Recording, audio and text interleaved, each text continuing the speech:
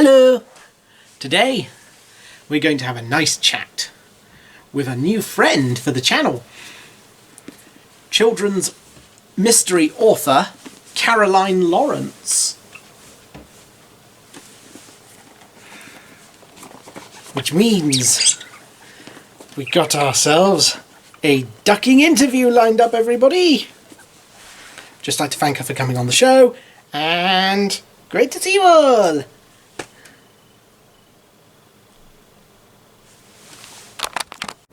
So, we've started the... Recording in progress. Okay, I'm recording too, so we've got a backup if we need it. Absolutely wonderful, and I will send you a copy of the recording. Fantastic. And I don't edit them so that it's all absolutely... So it feels like it's what you said and you don't feel manipulated or anything. Okay, cool.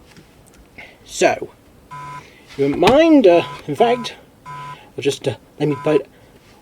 Why do questions just disappear? It's like every last bit. I've got the questions, and your first question is, would I introduce myself? So Oh, yes, I will. My name is Caroline Lawrence, and I am an American and a British subject. I was born in London, but my parents are American. And I love stories. I love classics, ancient Greek and Roman, the world of ancient Greece and Rome. And I love movies, and I love London, which is where I live now. And that's where I am right now. I'm in my study in my Riverside flat in London. Oh, nice. Yeah, very nice. I'm in Tamworth. Oh, Tamworth, which is in Staffordshire. Staffordshire. Okay, Staffordshire. Okay. Sorry. And, well, we meet with our first ducking historian. Hello. So, I was just wondering, some people might feel the concept murder mystery for children is something of a mismatched concept. We sometimes worry about keeping kids away from stuff like that. And one thing I was wondering is, what kind of qualities do you think enable you to combine historical fiction, murder mysteries, and children's fiction? Well, my inspiration for the Roman Mysteries, which is my first series and my first books, was I used to love Nancy Drew mystery stories when I was about 9 or 10, and I read all of them. And she's a girl detective in America who solves mysteries. And I can't even remember if there are any murders in that, but I just loved that she solved mysteries. She was really clever. And then later on, I got fascinated by ancient Greece and Rome, and I taught kids at primary school for a while. And in 1999, my sister said, why don't you write a book for kids set in ancient Rome? And I immediately thought I could do a mashup of Nancy Drew and ancient Rome. So I thought of a girl detective in ancient Rome, and as she solves mysteries, my readers would learn about the world of ancient Rome. And I thought, I can't murder people, grown-ups. I can't have murders in these books because these are books for kids. So I thought, I know, I'll have someone murdering dogs. Now, this was a big mistake because I didn't realize that in England, you guys love dogs so much. And I had people writing me angry letters. If you ever murder another dog, I will never read your books again. And in some of the later books, I do have people being murdered, and nobody ever complained. No parents ever complained. No teachers ever complained. So I've learned that you can kill people to have a cozy mystery, but you may not kill dogs and have it be a cozy mystery. It's ironic because funnily enough, I'm a cat person, but still animals are kind of nice and stuff. But I understand what you mean. Well, I had, when I was young, I remember a dog. I mean, you can be scared of dogs, can't you? They are scary things, they're scary. They can kill you. A dog can kill you. And I remember being snarled at by a dog and not liking it. But we had a dog, and I loved our dog. We had a little Boston Terrier, a little black and white dog. Really cute. So, yeah, but I promised never to murder any dogs in future cozy mysteries. No. People, they're fair game. People are fair game. Nobody complains. Although...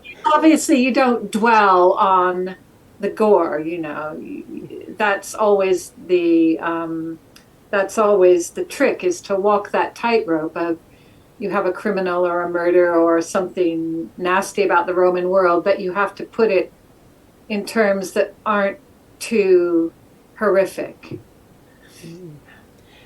Oh. Although, speaking of the Roman world, if you don't mind me jumping into this question, so I'm told one of your methods for finding ideas for stories have included finding names on monuments and coming up with a story to go with the name. How would you say physical history, such as artifacts, play a role in your writing? Oh, well, that's a great question. And just because I saw that question earlier, I'm going to share my screen with you. This, can you see that? Yes. That is a beautiful rock crystal dice in the British Museum. And I was wandering around the British Museum. I go there at least once a month. And I saw this beautiful dice. And I thought, how could that be a clue in one of my murder mysteries? And it's in room 69 of the British Museum, if you ever go there, in the Roman Life room. And it's under games with marbles, ancient marbles and things. And I thought, oh, maybe the murderer was a gambler and he left behind the tool of his trade, a dice, and that's a clue to the mystery. So that's one way artifacts give me ideas. But the other way I get ideas is through actually ancient writing, ancient poems, ancient histories. And this is an epigram of Martial. Martial was a poet who lived in around the time of my books, around the time of Titus and Domitian, two of the Flavian emperors. And this, he wrote, I love his poems because they're really short. They're like the length of a tweet. And this one is called Pumilus, which means dwarf. And it's almost like a riddle. And it says, si solum spectes hominis caput hectora credas, si stantem videas astianacta putes, which means if you only saw his head, you would think he was Hector, who was a very handsome Trojan hero. But if you saw him standing, you would think he's Astyanax, who's Hector's little boy. So essentially, it's a poem about a dwarf who's got a very handsome head. And if you just saw his head, you'd think, oh, he's really good looking hero. But if he stands up, you'd think, oh, he's Hector's little boy, not Hector. And that gave me the idea to have the opponent be a very good looking dwarf, which is, spoiler alert, the part of the plot of the Colossus of Rhodes, one of my Roman mysteries. So I get lots of ideas by just reading primary sources. And this is, any classicist will recognize these red books. It's Latin books which have the English on one side and the Latin on the other. So I can read them in English, and then once I've found one I really like, I can check out every word in Latin and see if it has any extra meaning. So those are two ways I get ideas for my books, is through things that have really been written down in ancient times and through artifacts. And my favorite artifact, the one I take into schools, is my sponge on a stick, which is ancient Roman toilet paper. And the kids, I've now been doing events for over 20 years, and I still have people come up to me sometimes and say, you spoke at my school, and I'll never forget the Roman poo stick. They may forget everything else, but they always remember the ancient Roman toilet paper. And what's good about this is it reminds us that they were different, you know. And my husband, who's a historian, often says the first rule of history is what did they do for toilet paper in other periods, and it just starts to open it up, especially to kids. They love that. Yeah, and all trying to solve a similar problem, I guess. You know, because they've got to clean their bottoms somehow. Yeah, how do you do it? And I'm always learning about that. Yeah, absolutely. I bet that's why I was asking your brother Tom earlier if any of his experiences in China maybe reminded him of Roman times, because I think they have communal toilets in parts of China. where you just stand next or squat next to your friend and do what you have to do. I've never been, so I don't happen to know. Interesting. Although, speaking, but funnily enough, this leads nicely into a new question we got about her. How would you recommend a writer research the period they wish to use as the setting for their novels? Well, there are many ways. Obviously, reading, obviously on the internet, and nowadays you can actually do street map and walk down the street of somewhere, but not in the past, obviously. But I do, again, I love things you can touch and taste and feel. So I love museums and all the artifacts, but I also love reenactment events. So if you choose a period where there are people who dress up and do cosplay, I learned so much from men and women who dress up as Romans and their kids too. There's sometimes it's a whole family activity. They'll get the kids to dress up. I've seen little babies reenactors in little baby Roman tunics and little baby sandals and stuff. They learn so much because they often, learn to cook or camp out the way the Romans did and stuff like that. So, and then of course, traveling to the place where your books are set, even if your books are set in another time. And I'm so lucky I chose the Roman Empire. So that meant the Mediterranean. And I've had many wonderful research trips. Or I did in the first decade of this millennium, research going with my husband to places like obviously Italy, Ostia, North Africa, Greek islands, all places in the Roman Empire. I had so much fun researching the Roman mysteries that way by traveling. So choose a time and a place that you have fun doing research would be my answer. Sorry, don't know why my camera... Sorry, camera, stop moving. I don't know what this camera's doing sometimes. But, well, obviously there's a lot of fun and stuff, but I hope you don't mind me saying, it's just the past also had a lot of adult themes and content.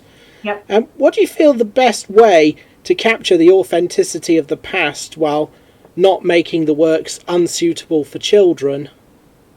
Well, what's really interesting is I've written some books, and my husband, I've written, as well as the Roman mysteries, I've written some books set in the Wild West in Nevada during the 1860s. And my husband made some of them into a graphic novel and put them on YouTube. It's called The Case of the Deadly Desperados. And what was shocking was as soon as he drew them, they were kind of horrific, because you can write something like my parents were scalped and that's okay.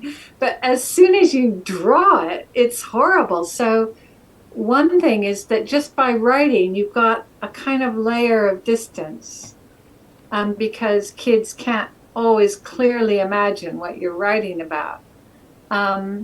So it's always a balancing act. It's like walking a tightrope. I want to show that Rome is scary, dangerous, but I don't want to give the poor kids nightmares.